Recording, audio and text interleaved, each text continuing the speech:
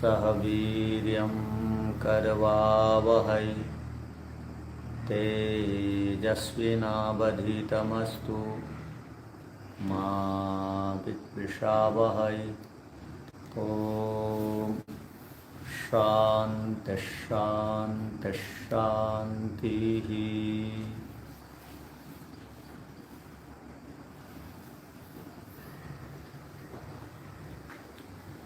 न्याय दर्शन में प्रथम अध्याय के प्रथम आह्निक के चतुर्थ सूत्र पर हम विचार कर रहे हैं। प्रसंग प्रत्यक्ष प्रमाण का चल रहा है। इंद्रियार्थ सन्निकर्ष उत्पन्नम ज्ञानम प्रत्यक्षम। इंद्रिय और अर्थ के सन्निकर्ष से जो ज्ञान उत्पन्न होता है उसको प्रत्यक्ष कहते हैं। वह प्रत्यक्ष की कोटि में कब आता है तो कहा अव्यपदेश्य अव्यविचारी व्यवसायात्मकम प्रत्यक्ष। वह व्यपदेश्य नहीं होना चाहिए, अव्यपदेश्य होना चाहिए। व्यपदेश्य माने कहा हुआ सुना हुआ नहीं होना चाहिए। अव्यपदेश्य माने कहा हुआ सुना हुआ पढ़ा हुआ नहीं है, देखा हुआ है। तो कहा सुना पढ़ा हुआ को व्यपदेश्य बोलेंगे, और जो कहा सुना पढ़ा गया नहीं है, स्वयं साक्षात्कार किया गया है, स्वयं अनुभव में लाया गया है, उसको कहेंगे अव्यपदेश्य। तो वही प्रसंग चल रहा है। अव्यपदेश्य किसे कहते हैं? अव्यपदेश्य का प्रसंग चल रहा है। पीछे के पाठ में से किसी को कुछ पूछना था?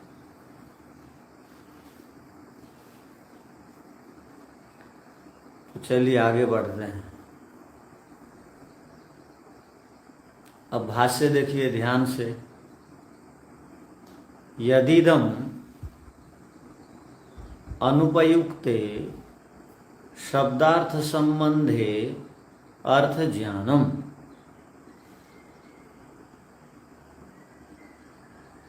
शब्द अर्थ संबंध का प्रयोग न होने पर भी अर्थ ज्ञान होता है। पंक्ति का अर्थ पहले समझ जाइए, लिख लीजिए। शब्द और अर्थ का, शब्द अर्थ संबंध का, ऐसा बनेगा।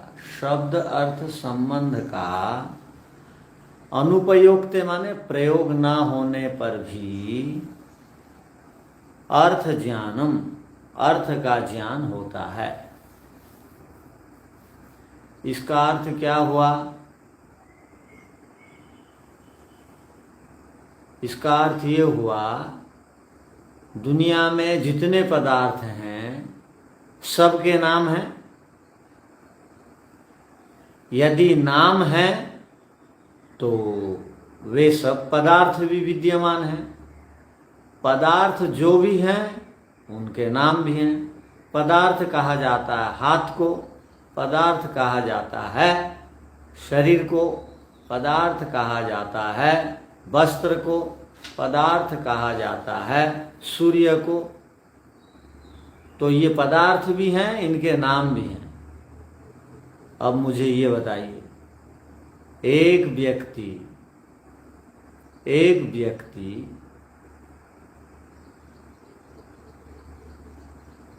हलवा बोल करके इसको बोलते हैं नहीं जानता है, ठीक है? पूड़ी बोल के इसको बोलते हैं नहीं जानता है, नाम नहीं जानता पूड़ी का, हलवा का। पूड़ी हलवा संज्ञा है, और पूड़ी को यहाँ रख दिए हैं वो पदार्थ है। हलवा को यहाँ रख दिए हैं बर्तन में, वो पदार्थ है। पूड़ी हलवा पदार्थ है, सामने है, और उसके ये नाम है, वो नहीं जानता एक आदमी। इसी को पूड़ी बोलते हैं, इसी को हलवा बोलते हैं। ये पदार्थ इस संज्ञा वाला है और ये संज्ञा वाला ये पदार्थ है, दोनों का संबंध को नहीं जानता है। बिल्कुल विदेश से आया हुआ है, अफ्रीका से आया हुआ है मान लो, या ऐसा समझ लो कि बिल्कुल बिहार जंगल से आया हुआ है, और उसको हम हलवा पूड़ी सामने रख देते हैं। उसको पहले किसी ने नहीं बताया था, इसकी संज्ञा यह है और ये संज्ञा इस पदार्थ वाला है, नहीं बताया गया था। किंतु 12 बजे गुरुकुल आया है तो उसको पंक्ति में बैठा दिया गया और भोजन के लिए कहा गया। वो खा लिया, उसको मजा आया। खाने के बाद भूख लगने से सब बढ़िया है, सब चीजें बढ़िया लगती, तो वो खा लिया। शब्दार्थ संबंध को बिना जाने भी वह खाने के बाद अनुभव किया, मजा आया, आनंद आ गया, स्वादिष्ट लगा, ये वो बोल रहा। तो यहां पंक्ति क्या कहना चाह रही है? शब्द अर्थ संबंध का प्रयोग नहीं करने वाला भी जब अर्थ को स्वयं अनुभव करता है, भोजन के रूप में सेवन करता है, तब भी उसको अर्थ का ज्ञान होता है। किंतु उसको अब तक ये पता नहीं कि ये शब्द का ये अर्थ है और जिस अर्थ को मैं खाया मजा आया वो इस शब्द का नाम है, वो नहीं जानता है। तो भी शब्दार्थ संबंध को नहीं जानने वाला भी अर्थ ज्ञान को प्राप्त कर लेता है। बात समझ में आई? शब्दार्थ संबंध को नहीं जानने वाला भी अर्थ ज्ञान कर लेता है। आजकल पार्टियों में जाते हैं हम लोग प्रतिस्पर्धाओं में प्रतियोगिता करते हैं। हमारे परिवार या मेरे को एक आदमी पार्टी में बुलाया था, वो 100 प्रकार के आइटम दिया। मैं जो है 105 प्रकार आइटम दूंगा, उसका रिकॉर्ड तोड़ूंगा। तो बहुत सारे पकवान बनते हैं आजकल। व्यक्ति खाने के बाद भी उनके नामों को नहीं जानता है, पूछता है भाई वो जो खाया ना उसका क्या नाम है। अर्थात शब्दार्थ संबंध को नहीं जानता है, तथापि अर्थ का ज्ञान अनुभव कर लेता है। मजा आया, स्वादिष्ट लगा, मानना पड़ेगा। खाते समय बिल्कुल जो दुख था वो मिट गया के समान की अनुभूति हुई, बोलता है आदमी। तो ये पंक्ति क्या कहना चाहती है? शब्दार्थ संबंध का प्रयोग न होने पर भी, पहले से उसका प्रयोग नहीं किया गया है, अर्थात किसी बड़े आदमी के द्वारा ये नहीं बताया गया है। जैसे बच्चे पैदा होते हैं, जब समझने लायक होते हैं, बोलने की स्थिति में रहते हैं, तो माताजी पिताजी सिखाते हैं। क्या सिखाते हैं? माताजी सिखाती है ये तेरे चाचा हैं, तो चाचा शब्द है, और वो जो चाचा रूपी अर्थ है, सामने खड़ा आदमी, वो अर्थ है। तो बोलते हैं ये जो खड़ा है ना, इसको चाचा बोलो। चाचा शब्द है और साक्षात अर्थ सामने है। ये सब सिखाया जाता है। तब वो क्या करता है? वो उसको देखते ही आगे चल करके ये चाचा जी हैं, ये मामा जी हैं, ये मौसी जी हैं, ये बहन है, ये भाई है, ऐसा सब सिखाना पड़ता है शब्दार्थ संबंध। बिना सिखाए भी अब एक शब्द यह है, इसका अर्थ यह है, नहीं बताया गया, तो भी किसी ने उसको अनुभव में लाया। अनुभव लाने के बाद क्या होता है? उसको अर्थ का ज्ञान होता है या नहीं होता है? होता है। अर्थ का गुण उसके अंदर जाता है या नहीं जाता है? जाता है। यही कहना चाह रहे। ये 8-10 पंक्ति समझ गए तो सूत्र का अर्थ समझ में आ जाएगा। तो गंभीरता से सुनिए, तब बात समझ में आएगी। क्या कहा? यदिदम, यह जो अनुपयुक्ते, उपयोग में नहीं आने वाला शब्दार्थ संबंध है, अर्थात प्रयोग में नहीं आने पर भी जब उसका हम सेवन करते हैं तब अर्थ ज्ञान होता है। ये पंक्ति का अर्थ आपने लिखा। हाँ, अब चलिए आगे। न तत् नामधेय शब्देन व्यपदिश्यते, नामधेय शब्द के द्वारा नहीं कहा जाता, नामधेय शब्द के द्वारा नहीं कहा जाता है। इसका अर्थ क्या हुआ? एक आदमी शब्दार्थ संबंध नहीं जानता है तथापि अर्थ का अनुभव करता है, और जब अर्थ का अनुभव करता है, प्रत्यक्ष करता है, कोई भी आदमी अर्थ का प्रत्यक्ष करता है, मैं क्या बोल रहा हूं ध्यान से सुनना, कोई भी आदमी अर्थ का प्रत्यक्ष करता है, अनुभव करता है, तो बोल बोल करके अर्थ का अनुभव करता है क्या? हलवा खा रहा हूं, हलवा खा रहा हूं, हलवा खा रहा हूं, हलवा खा रहा हूं, पूड़ी खा रहा हूं, पूड़ी खा रहा हूं, नहीं बोलता है, वो खाते जाता है, शब्दार्थ संबंध को नहीं जानता है। तथापि जब अर्थ का सेवन करता है तो यहाँ क्या कहा गया? न तत् नामधेय शब्देन व्यपदिश्यते, वो अर्थ का प्रयोग करता हुआ, न तत् वह अर्थ का प्रयोग करता हुआ, नामधेय शब्देन उस अर्थ का क्या नाम है, ये पूरी है, ये खीर है, ये हलवा है, न व्यपदिश्यते, उनका नाम लेता हुआ वो प्रयोग नहीं करता है। जब व्यक्ति अर्थ के साथ साक्षात जुड़ जाता है तब वह उस अर्थ का बिना नाम लिए उसका प्रयोग करता है, ये कहना चाह रहे हैं। अर्थात कोई भी व्यक्ति बोल बोल करके नहीं खाता, इसलिए कहा जाता है जब ईश्वर का साक्षात्कार हो जाता है तब मुंह से बोलना नहीं पड़ता है, हे ईश्वर आप सर्वरक्षक हैं, हे ईश्वर आप सर्वरक्षक हैं। ये बच्चों को बुलवाया जाता है, बोलो बोलो। जब भी अर्थ का हम अनुभव में लाते हैं, समाधि में उसको साक्षात्कार करते हैं या सेवन के द्वारा उसकी अनुभूति करते हैं, तो नामधेय शब्द है न व्यपदिश्यते, नहीं कहा जाता है वाणी से उसको। किसको नहीं आया समझ में?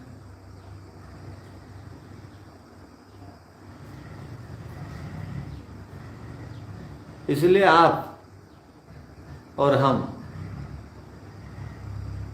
बच्चे नहीं है ना, अभी हम लोग अभी बच्चे नहीं हैं। बच्चों को जो है क्या किया जाता है, छोटे छोटे बच्चे जब वो मुंह से उच्चारण नहीं करने लायक होते हैं, उनको जब आप कुछ भी देते हैं, उनको कौन सी चीज़ अच्छी लगती है? जन्मजात बच्चों को, पैदाइश बच्चों को कौन सी चीज़ अच्छी लगती है? आप जानते हैं अधिक? हाँ, दूध। बस ठीक है, समझ गया। माँ का दूध उसको अच्छा लगता है, और माँ के दूध के साथ तो साक्षात कुछ मिलाया नहीं जाता, डायरेक्ट पिलाया जाता है।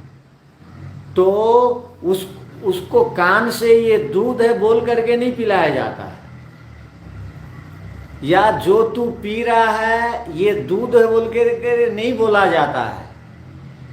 या जब थोड़ा सा बच्चा बड़ा हो जाता है, माँ के दूध में समस्या होती है, तो गाय के दूध में हम लोग शर्करा आदि मिला करके, गुड़ आदि मिला करके पिलाते हैं।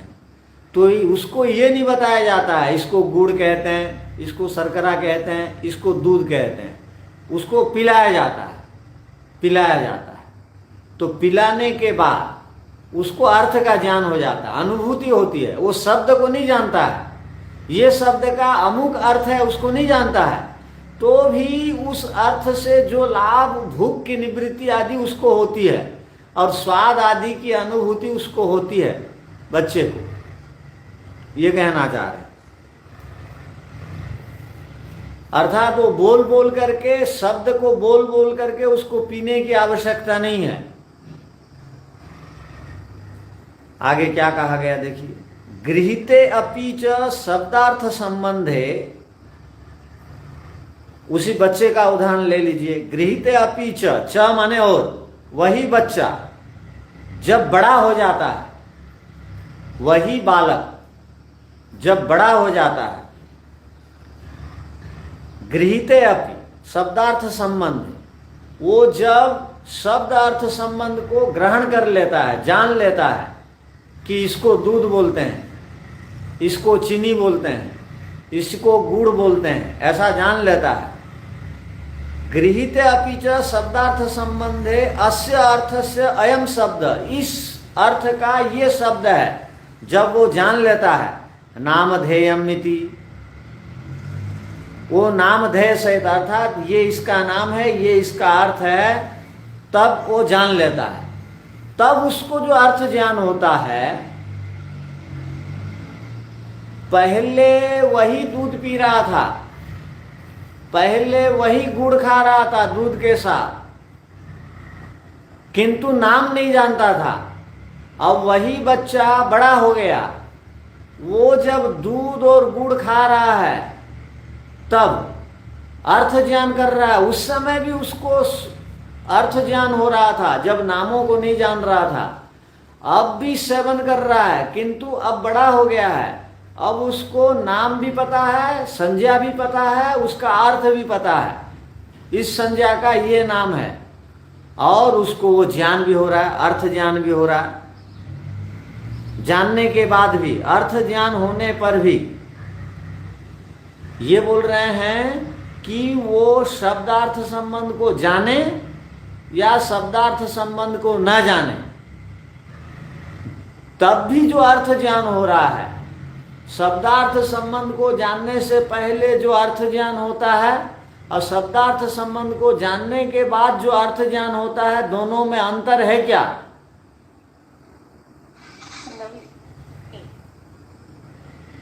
बाद में उसको संज्ञा मिल जाती है, बस इतना ही है। मैं बोल रहा हूं जो उसको अनुभूति हो रही थी नाम नहीं जानने से पहले, अब नाम जान गया, जो अनुभूति हो रही है, दोनों अनुभूतियों में कोई अंतर है क्या? स्वाद में? हाँ, स्वाद में कोई अंतर नहीं है, स्वाद में कोई अंतर नहीं है। दोनों स्थितियों में चाहे अर्थ जाने या न जाने, इतना अर्थ हो गया इस पंक्ति का।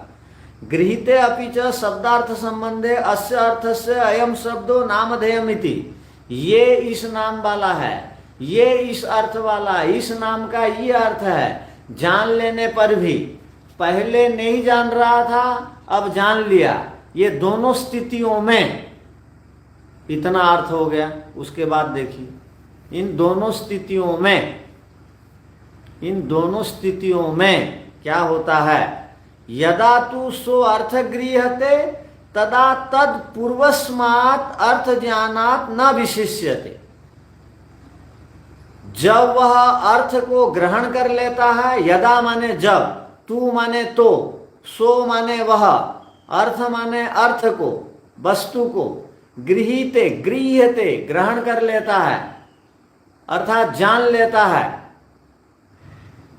तब, तदा माने तब, तत् माने पूर्वस्मात्, उस पहले के अर्थ ज्ञाने, अर्थ ज्ञानात्, अर्थ ज्ञान से न विशिष्यते, विशेष नहीं होता है, भिन्न नहीं होता है,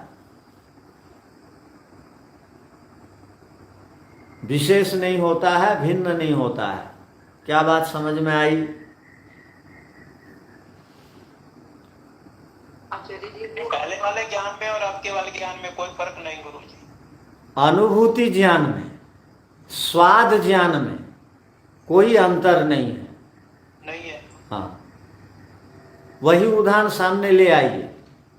आप किसी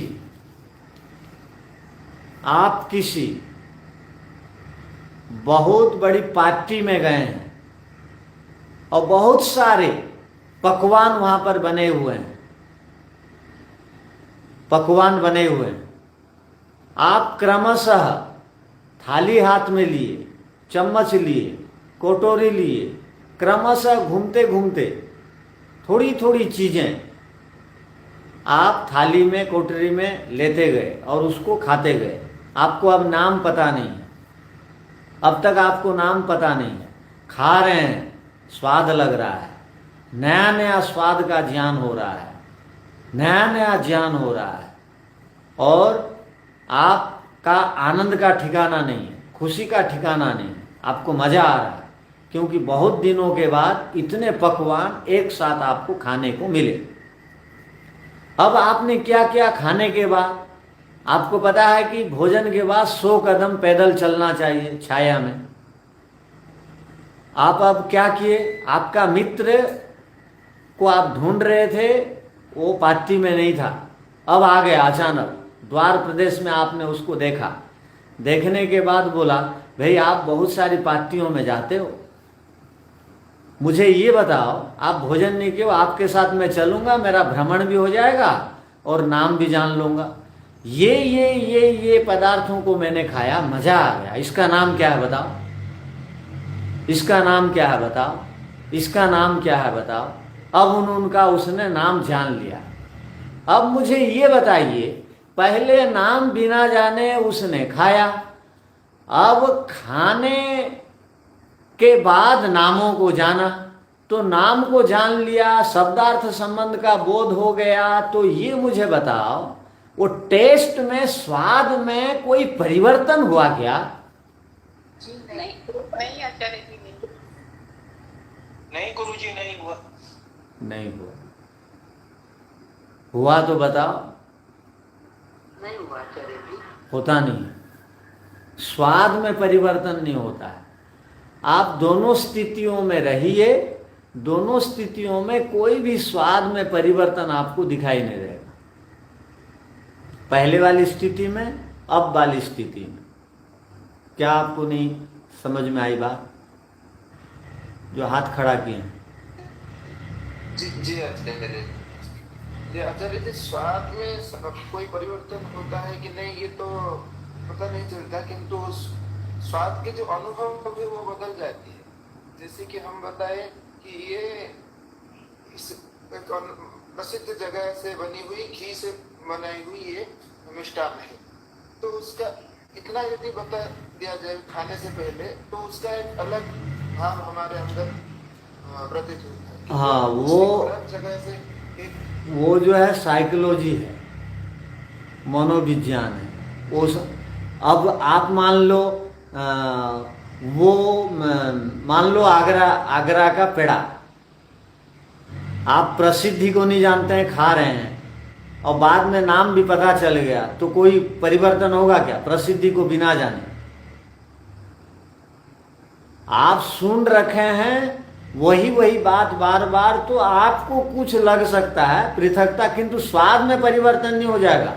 मीठा बोलने के प्रसिद्धि के बाद मिठास में वृद्धि हो जाती हो, ऐसी बात है क्या? किंतु दूसरा तो होता है, जैसे कि मैं बोल रहा हूं मीठा में परिवर्तन हो जाता है क्या? नहीं होगा। नहीं होता है। मीठा को तो आप ऑलरेडी खा चुके हैं, थोड़ी अधिक चीनी मिला दिया तो अधिक वो मीठा लग जाएगा या खट्टा हो जाएगा। तो यहाँ ये कहना चाह रहे हैं, यदा तू सो अर्थ गृह्यते, जब उस अर्थ को ग्रहण कर लिया जाता है, तदा तत् उस समय उस पहले वाले पूर्वस्मात् माने पहले के, अर्थ ज्ञानात् माने अर्थ ज्ञान से, न विशिष्यते, वो अर्थ कोई विशेषता को प्राप्त नहीं हो जाता है, कोई भिन्नता को प्राप्त नहीं हो जाता है, ये कह रहे हैं। व्यक्ति पहले नामों को नहीं जानता था और बिना नाम लिए खा रहा था, अब नामों को जान लिया, खा लिया, तो दोनों स्थितियों में अर्थ में कोई भी परिवर्तन नहीं होता है। इसी को यहां कहना चाह रहे हैं।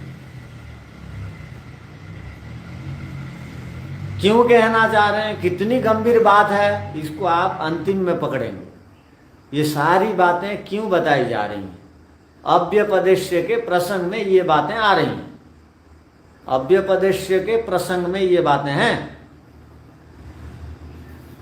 जो प्रत्यक्ष प्रमाण में 3 बड़ी बड़ी विशेषताएं हैं, उनमें पहली विशेषता है अव्यपदेश्यम। वो अव्यपदेश्यम को समझाने के लिए इतनी सारी बातें बताई जा रही।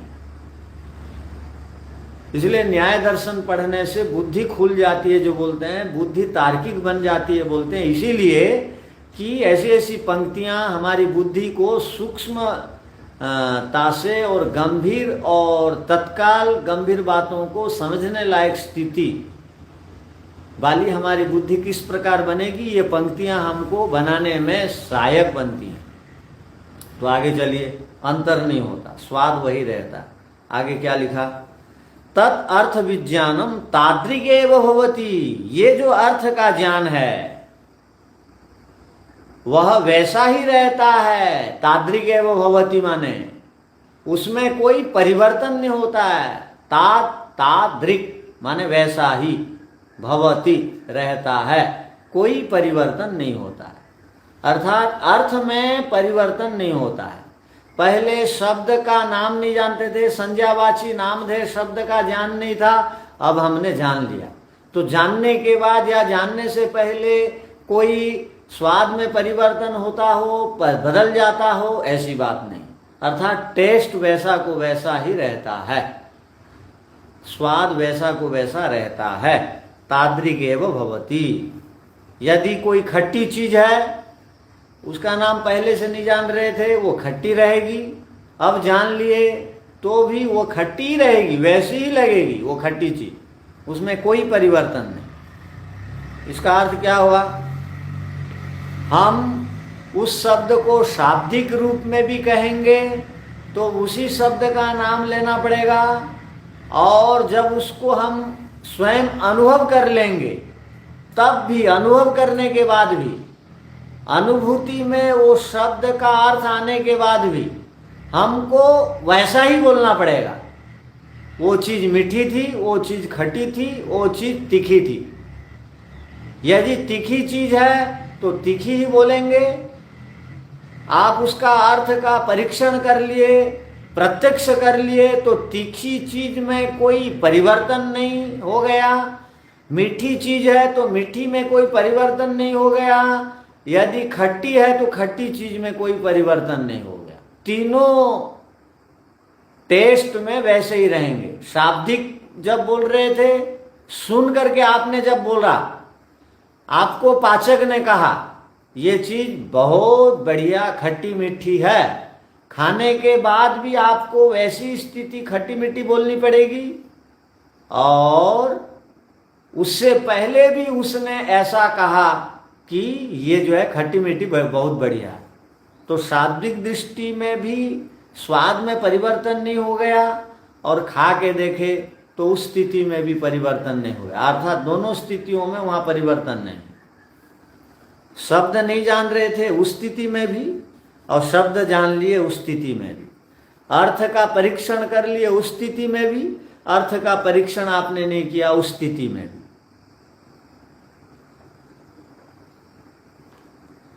आगे देखिए। अच्छा जी, तात्रिक का शब्द का क्या अर्थ हुआ? ताद्रिक का अर्थ होता है, ताद्रिक का अर्थ होता है कोई उस पदार्थ में परिवर्तन नहीं होता है, वह वैसा ही रहता है। ताद्रिक माने वैसा ही रहना, परिवर्तन ना होना। अर्थ ज्ञान में कोई परिवर्तन नहीं होता है। बिना जाने शब्द का अर्थ को खा रहे हैं तो भी, जानने के बाद खा रहे हैं तो भी, शाब्दिक में बोल रहे हैं तो भी, अनुभव करने के बाद बोल रहे हैं तो भी, उसमें कोई परिवर्तन नहीं होता है। कैसे? अब आप सुन करके बोल रहे हैं, क्या बोल रहे हैं? ईश्वर न्यायकारी है। अब सुन करके बोल रहे हैं, ईश्वर सच्चिदानंद है, स्वरूप है, सुन करके बोल रहे हैं। ईश्वर सर्वरक्षक है, सुन करके बोल रहे हैं। आप समाधि लगा करके बैठ जाइए। आप जो अब सुन करके वेद को पढ़ करके बोल रहे थे, समाधि लगाने के बाद भी जो बोल रहे थे वही आपको अनुभूति में वो बात आएगी। बस अंतर इतना होगा कि अब आप अनुभव कर रहे हैं, उस समय आप पढ़ के बोल रहे थे। पदार्थ में कोई परिवर्तन नहीं हो गया। सुन करके पढ़ करके बोल रहे थे तो पदार्थ में परिवर्तन नहीं हो गया, अर्थात संज्ञा में परिवर्तन नहीं हो गया, वो समान रहे। ये कहना चाह, इसलिए क्या करना चाहिए? शाब्दिक ज्ञान में आप चलते रहेंगे तो वो ज्ञान प्रत्यक्ष कोटि का ज्ञान नहीं है, और जब तक प्रत्यक्ष नहीं होगा ईश्वर या अन्य पदार्थों का, तब तक उस पदार्थ को आप पूरी तरह नहीं जान सकते। और जब तक पूरी तरह नहीं जान पाएंगे तब तक आप जन्म मरण के चक्र से नहीं छूटेंगे, और उस पदार्थ के हानि लाभों से आप पूरी तरह जानकारी को प्राप्त नहीं कर सकेंगे। क्या कहा? शाब्दिक ज्ञान बढ़िया है या अनुभूति वाला ज्ञान बढ़िया है? प्रत्यक्ष ज्ञान बढ़िया है?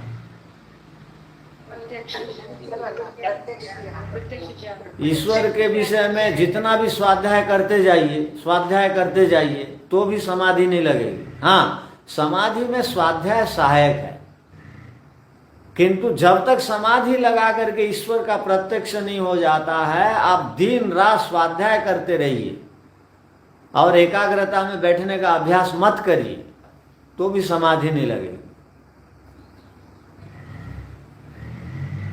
जब तक हम पढ़ रहे हैं, सुन रहे हैं, उसको शाब्दिक ही माना जाएगा, प्रत्यक्ष नहीं माना जाएगा। और जब पढ़ी हुई बातों को आप समाधि में प्रत्यक्ष कर लेंगे, देख लेंगे, अनुभव में ले आएंगे, तब वो प्रत्यक्ष कोटि में आएगा। तो आगे देखिए क्या कह रहे हैं। ये न प्रतीयमानम व्यवहाराय कल्पते, ये न प्रतीयमानम व्यवहाराय कल्पते। क्या बोल रहे हैं? अच्छा, तस्य तु अर्थ ज्ञानस्य अन्यः समाख्या शब्दो नास्ति। तस्य तु एक ही शब्द है, दोनों के लिए प्रयोग में आता है। शब्द एक है, दोनों के लिए प्रयोग आता है। और तस्य तु अर्थात वो जो शब्द है, अर्थ ज्ञानस्य अन्यः समाख्या शब्दो नास्ति। जब उसका आपने साक्षात्कार कर लिया, एक ही शब्द है, दोनों के लिए प्रयोग में आता है। अर्थात सात्विक दृष्टि से भी उसको आप क्या बोलेंगे? उस शब्द को, यदि वो शब्द खट्टा है तो खट्टा बोलेंगे, और अनुभव को प्राप्त कर लेंगे तो भी आप क्या बोलेंगे? खट्टा ही बोलेंगे। दोनों स्थितियों में समाक्षा माने नाम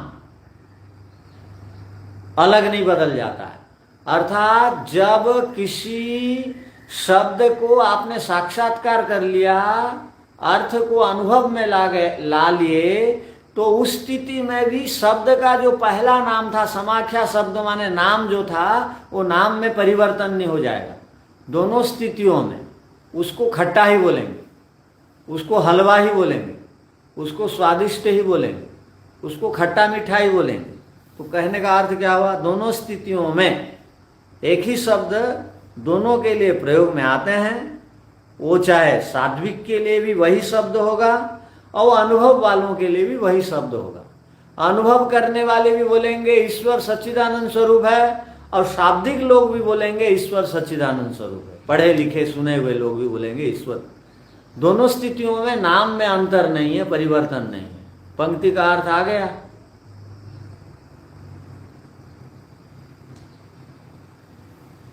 इसका अर्थ क्या हो गया? कोई व्यक्ति सुना है, पढ़ा है, लिखा है, तो वो भी क्या बोलेगा? ईश्वर को न्यायकारी।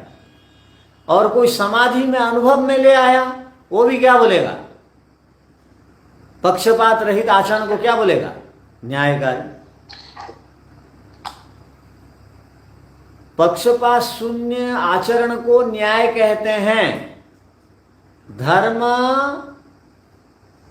धर्म से युक्त व्यवहार को न्याय कहते हैं, सत्य से युक्त व्यवहार को न्याय कहते हैं। एक ने पढ़ा और एक ने वैसा साक्षात्कार किया। जब देखा ईश्वर के अंदर घुसा समाधि के द्वारा, देखा ईश्वर आज तक किसी के प्रति भी अन्याय नहीं किए हैं, तो अनुभव करके भी जो अन्याय नहीं करता है उसको न्यायकारी कहा।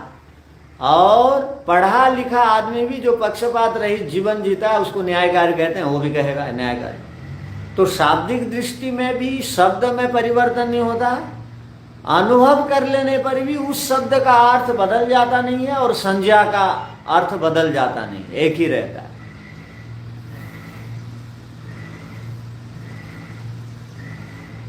ये न प्रतीयमानम व्यवहाराय कल्पते। जिसको ज्ञान प्राप्त करके हम व्यवहार को सिद्ध करते हैं। ये न, जिसके द्वारा प्रतीयमान ज्ञान प्राप्त करके हमारा व्यवहार सिद्ध होता है, अर्थात व्यवहार करने के लिए एक ही शब्द प्रयोग में आता है, न तो व्यवहार गड़बड़ा जाएगा।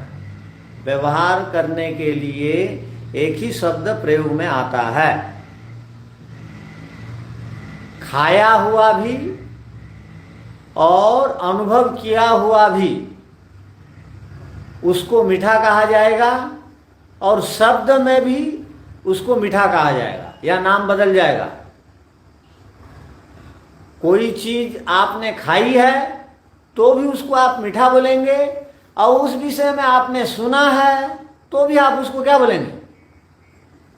मीठा बोलेंगे। मीठा गुरुजी। हाँ, मिठाई डालो। नहीं, सुनने के बाद बदल नहीं जाता है, ये बोलना चाह रहे हैं। या खाने के बाद नाम में परिवर्तन नहीं हो जाता है, ये बोलना चाह रहे हैं। इसी से व्यवहार सिद्ध होता है, न तो व्यवहार गड़बड़ा जाता। व्यवहार यदि अलग होता तो अब व्यवहार में वो दिखाई देता। आजकल व्यवहार यदि गड़बड़ होता तो दिखाई देता। वेद में जो बातें हमने पढ़ी, जिन शब्दों को हमने पढ़ा ईश्वर के विषय में, वही समाधि लगाने पर वो शब्द साक्षात्कार में आते हैं, अनुभव में आते हैं। यदि पढ़ी हुई चीज अलग होती और मिल जाने के बाद वो चीज अलग होती तो व्यवहार में वैसी दिखाई देती, किंतु व्यवहार में वही चीज दिखाई देती हैं जो अभी बोली जाती हैं, जो चीजें वही अनुभव में आती हैं आगे चलकर, और अनुभव में आने के बाद व्यवहार की बातें बदल ली जाती हैं। यदि बदलती तो अब व्यवहार में वो दिखाई देती, नहीं बदलती है इसलिए हम लोग शांति में हैं। न तो अनुभव में बदल जाता तो सारी पंक्तियों को बदलना पड़ता, हम सारे शब्दों के अर्थों को बदलना पड़ता। खाने से पहले इसका नाम ये, खाने के बाद इसका नाम ये, ऐसा बोलना पड़ता। ऐसा बोलते हैं क्या? आपने खीर नहीं खाई क्योंकि आप शुगर के पेशेंट हैं, उसने खाई थी, उसने कहा आज की खीर बढ़िया है, तो इसने कहा ये झूठ बोल रहा है कि सच बोल रहा है, खाता हूं। उसने भी खा लिया जिसको खाना नहीं था। तो खाने के बाद वो जो बोल रहा था उससे हट करके, वो यदि सत्यवादी है, उससे हट करके कोई अनुभव में आता है क्या? यदि खाने के बाद अर्थ भी नहीं बदला या शब्द भी नहीं बदला, दोनों स्थितियों में एक ही रहता है, ये कहना है। इसी से व्यवहार सिद्ध होता है, ये कह रहे हैं। दोनों के लिए अलग अलग शब्द नहीं है। इस पंक्ति का अर्थ ये होगा सार, दोनों के लिए एक ही शब्द है, इसके कारण व्यवहार सिद्ध होता है। न च अप्रतीयमाने न व्यवहार, बिना ज्ञान के व्यवहार नहीं होता है। ध्यान रखना, जब तक ज्ञान नहीं हो जाता तो व्यवहार भी बढ़िया नहीं होता। व्यवहार के लिए ज्ञान की जरूरत है।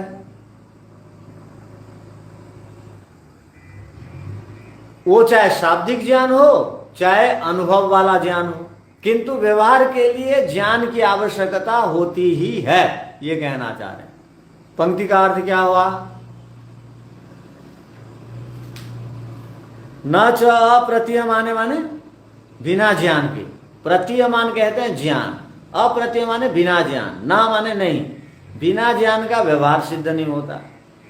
आपको शाब्दिक ज्ञान करना पड़ेगा और अनुभव वाला ज्ञान करना पड़ेगा। दोनों के बिना आपका व्यवहार सिद्ध नहीं होता है। बिना ज्ञान का आप कोई अच्छा कर्म भी नहीं करेंगे। आप पहले वेद नहीं पढ़ेंगे तो आपका कर्म भी बढ़िया नहीं होगा। तो पहले शाब्दिक ज्ञान को प्राप्त होना पड़ता है, उसके बाद अनुभव वाला ज्ञान होता है। किंतु यहां अलग दृष्टि से कह रहे हैं, आप बिना ज्ञान के कोई भी व्यवहार को सिद्ध नहीं कर पाएंगे। ठीक है, आगे देखिए। तस्मात्, तस्मात् माने इसलिए, ज्ञेयस्य अर्थस्य, जानने योग्य पदार्थ का, ज्ञेयस्य अर्थस्य माने जानने योग्य पदार्थ का संज्ञा शब्देन, संज्ञा शब्द के द्वारा अर्थ लिखते जाइए। इसीलिए जानने योग्य पदार्थ का अर्थात संज्ञा का शब्द के द्वारा इतिकरण युक्तेन, इतिकरण के द्वारा निर्दिश्यते, निर्देश किया जाता है। इति के साथ निर्देश किया जाता है। क्या निर्देश किया जाते हैं? जैसे रूपम इति ज्ञानम, रसम इति ज्ञानम इति। कैसे ज्ञान है? हम पूछते हैं भाई आपको कैसे ज्ञान हुआ खाने के बाद, तो आप क्या बोलते हैं? रस का ज्ञान हुआ जी, रस इस प्रकार का ज्ञान हुआ, रूप इस प्रकार का ज्ञान हुआ। हमको जब किसी ने पूछा आपने इस पदार्थ का सेवन किया कैसा ज्ञान हुआ, संस्कृत में बोलेंगे कथम ज्ञानम अभवत, तो वो इति शब्द जोड़ करके बोलेगा रस इति ज्ञानम अभवत, रूप इति ज्ञानम अभवत। रूप इस प्रकार का ज्ञान हुआ, इति माने इस प्रकार का, रस इस प्रकार का ज्ञान हुआ।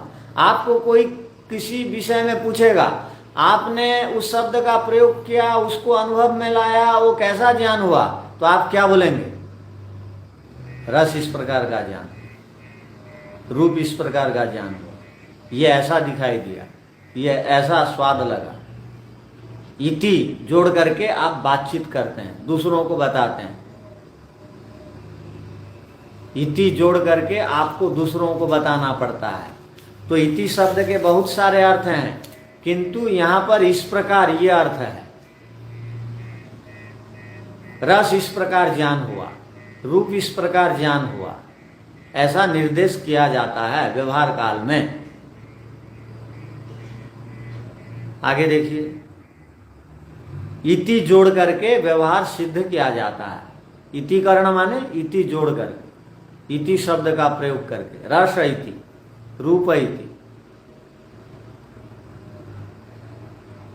तद एवं अर्थ ज्ञान काले सन समाख्या शब्दों व्याप्रियते। जब आपको अर्थ का ज्ञान हो जाता है तब कोई भी शब्द का प्रयोग नहीं करता है। इसका अर्थ क्या हुआ? तद एवं अर्थ ज्ञान काले, जब आपको अर्थ का ज्ञान हो जाता है, अर्थात जब आप किसी अर्थ का साक्षात्कार कर रहे होते हैं, प्रत्यक्ष कर रहे होते हैं, जब आप किसी हलवा आदि पदार्थ को स्वयं खा करके चख करके जान रहे होते हैं, तद एवं अर्थ ज्ञान काले, उस समय अर्थ ज्ञान काल में सन समाख्या शब्दों व्याप्रियते, उस समय आप बोल बोल कर नहीं खाते हैं। समाख्या माने नाम उच्चारण कर करके नहीं खाते हैं, व्याप्रियते नहीं बोलते हैं, ना माने नहीं, कह कह करके नहीं सेवन करते हैं। क्या कह कह करके? खीर खा रहा हूं, हलवा खा रहा हूं। हम लोग बचपन में उड़िया में एक पाठ पढ़े थे, तो उसमें जो है एक नादान लड़का बोल बोल के खा रहा है, किंतु जब आदमी नादान नहीं रहता है, चालाक हो जाता है, किसी शब्द का साक्षात्कार कर लेता है। छोटे छोटे बच्चे आपने कह दिया, क्या कहा?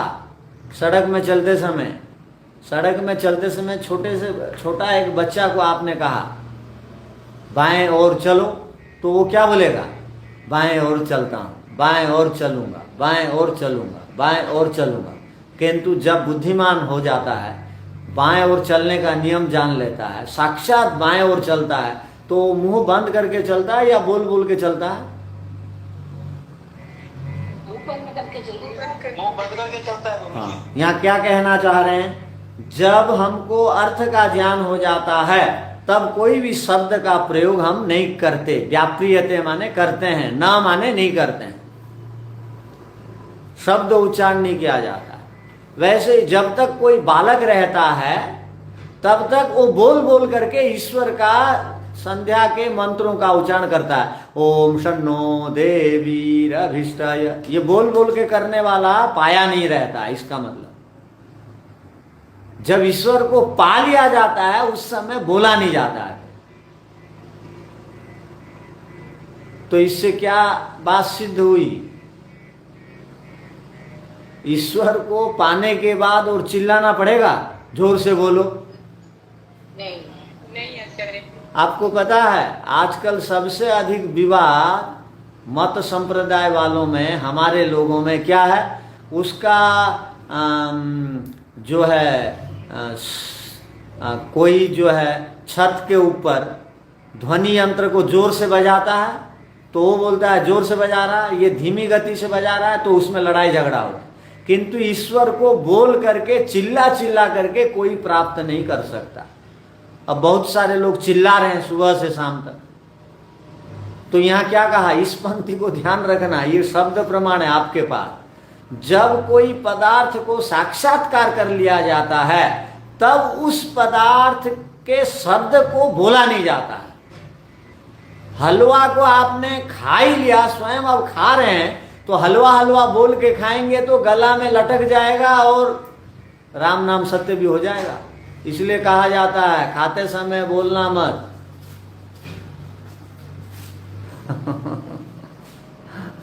तो ये शब्द प्रमाण को आप ध्यान रखना। समाधि को प्राप्त करने वाला और चिल्ला चिल्ला करके मंत्र उच्चारण नहीं करता है। अब भी यदि कर रहा है इसका मतलब वो क्या है, बालक है बेचारा, प्राप्त नहीं हुआ है। दिख रहा है गुरुजी अभी वो। तो आप चिल्ला के बोलते हैं या मन मन में? आचार्य जी मन मन में ही बोलते हैं। जब परिवार में शोर होता है तो जोर से भी बोलना पड़ता है थोड़ा। आचार्य जी मन में भी बोलेंगे तो शब्दों का तो व्यवहार कर ही रहे होते हैं ना। हाँ, माने वो शब्दार्थ संबंध बनता है, ईश्वर साक्षात्कार का संबंध नहीं बनता उससे। आचार्य बच्चों को तो बोलना ही पड़ेगा ना, बड़ा शब्दों को बोलना ही पड़ेगा। हाँ हाँ, पहले बोलना सिखाइए। अब आपके विषय में बात चल रही है, गुरुकुल में भी तो बच्चे बोल के करते हैं संध्या। आपके बच्चे ही हैं इसमें। कितने दिन रहेंगे वो? ये है समय के साथ। चलिए, व्यवहार काले तु व्याप्रियते, किंतु व्यवहार काल में जब शब्दों का उच्चारण किया जाता है तब बोला जाता है। व्यवहार काल माने क्या, आप अपने बच्चों को परीक्षा से पहले, जाने से पहले बुलाते हैं और क्या बोलते हैं, बेटा परीक्षा को बढ़िया लिखना। व्यवहार काल में शब्द उच्चारण करना चाहिए, किंतु अर्थ ज्ञान के काल में शब्द उच्चारण नहीं करना चाहिए। जब आप देखते हैं कोई नया नया चालक गाड़ी चला रहा है तो आप क्या बोलते हैं, या आपका बेटा ही नया नया गाड़ी चला रहा है तो क्या बोलते हैं आप जब बैठ के जाते हैं, बेटा ध्यान से गाड़ी चलाना। व्यवहार काल में शब्द उच्चारण करना चाहिए, व्यवहार न तो सिद्ध नहीं होगा। अब आपको पानी चाहिए, आप उस समय बोल रहे हैं मैं अनुभव कर रहा हूं, क्या बोल रहे हैं, आप चुपचाप बैठे हैं, बोल नहीं रहे हैं, तो पानी आपको कोई ला के दे देगा? नहीं देगा। तो व्यवहार काल में शब्द उच्चारण करो, ये कह रहा है। व्यवहार काले तो व्याप्रियते, व्यवहार काल में शब्द उच्चारण करना पड़ता है। ठीक से रहना, ठीक से स्नान करना, ठीक से सोना, ये सब शब्द का उच्चारण। ठीक से भोजन करना, चबा चबा करके भोजन करना, भोजन करते समय जल्दीबाजी मत करना, साफ सुथरा कपड़ा पहनना, ये बोलना पड़ता है। व्यवहार काल के लिए जरूरत है व्याप्रियते में। व्यवहार काल है तो व्याप्रियते, व्यवहार काल में शब्द उच्चारण करना चाहिए, किंतु अर्थ ज्ञान काले स न समाख्या शब्द व्याप्रियते, अर्थ ज्ञान काल में आप करेंगे नहीं करेंगे, यही बोल रहे हैं, मत करना। आगे अंतिम बात, तस्मात्, इसीलिए अशाब्दम अर्थ ज्ञानम, इसलिए यहां पर कहा अशाब्दम, जो अर्थ ज्ञान है वो अशाब्दिक हो, शाब्दिक ना हो, सुना हुआ ना हो, तब इंद्रियार्थ सन्निकर्ष उत्पन्नम ज्ञानम प्रत्यक्षम भवति, तब इंद्रियार्थ सन्निकर्ष ज्ञान को प्रत्यक्ष कहा जाएगा, जब जो वह ज्ञान अशाब्दिक होगा, अव्यपदेश्य होगा, जब वह अर्थ ज्ञान अशाब्दिक होगा, जिस अर्थ को हम सुन करके नहीं जान रहे हैं, साक्षात्कार करके जान रहे हैं, उसको इंद्रियार्थ सन्निकर्ष उत्पन्नम ज्ञानम अशाब्दिकम कहा जाएगा। इतनी बात समझ में आ गई? कोई कठिन लगा तो न्याय दर्शन कठिन नहीं है। तो आपने हलवा बना दिया ना, इसलिए पसंद ठीक है, नहीं है तो उसको ध्यान से पढ़ के आइए। एक प्रकरण समाप्त हुआ कि अशाब्दिकम अर्थात अव्यपदेश्यम। अव्यपदेश्यम का पर्यायवाची शब्द आपको क्या मिल गया? अशाब्दिकम। और व्यपदेश्य का पर्यायवाची शब्द क्या है? शाब्दिकम। हाँ, आपने सबसे आखिरी वाली लाइन क्या बताई थी, वो एक बार बता दें। इंद्रियों के सन्निकर्ष से ज्ञान। तस्मात् इसीलिए अशाब्दम अर्थ ज्ञानम, जो अर्थ ज्ञान है वो अशाब्द जब होगा तब वह इंद्रियार्थ सन्निकर्ष उत्पन्नम ज्ञानम प्रत्यक्षम कहलाएगा। यदि वो शाब्दिकम होगा तो इंद्रियार्थ सन्निकर्ष ज्ञानम वो प्रत्यक्ष कोटि में नहीं आएगा, ये कहना चाह रहे। चलिए, ओम शांति शांति शांति। नमस्ते।